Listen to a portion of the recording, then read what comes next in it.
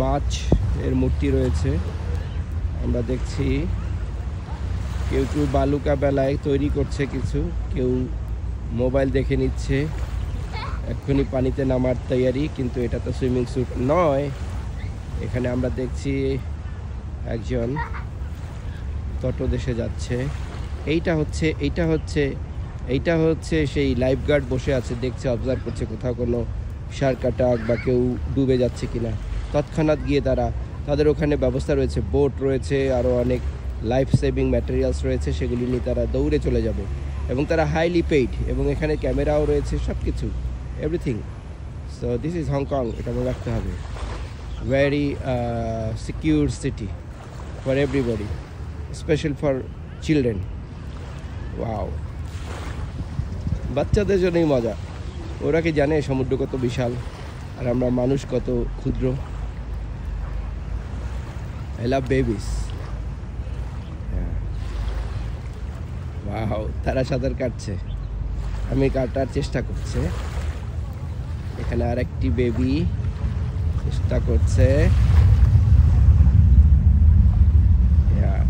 তার কাছে একটি লাইফ বয় রয়েছে, তার বাবা তাকে শেখাচ্ছে।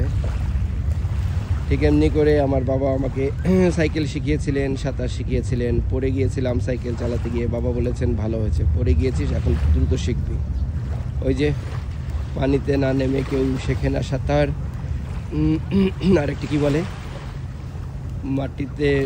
হাঁটিতে শেখে না কেউ না খেয়ে আছাড়।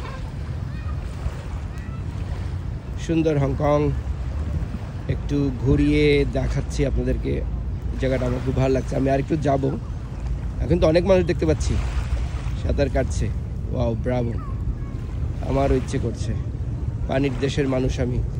আমার জীবনে একবার আমি কীর্তনখোলা নদীতে একা একা চলে গিয়েছিলাম, তখন আমি ক্লাস 5-এ পড়ি। সে বছরই আমরা ঢাকা চলে আসি। সো কাউকে কিছু না বলে চলে গিয়েছিলাম। পরে শুনেছি কীর্তনখোলায় নাকি মাঝে মধ্যে শুশুক, আরও কিছু কুমির, এগুলি দেখা যায়। যাই হোক, মনের স্বাদ মিটিয়ে শেষবারের মতো নদীতে গোসল করেছি কীর্তনখোলাতে, বহু বছর আগে, কতদিন দেখি না। কীর্তনখোলা নদীরে আমার রাইট। আর বাংলাদেশের সমুদ্রতে আমি কখনো যাইনি।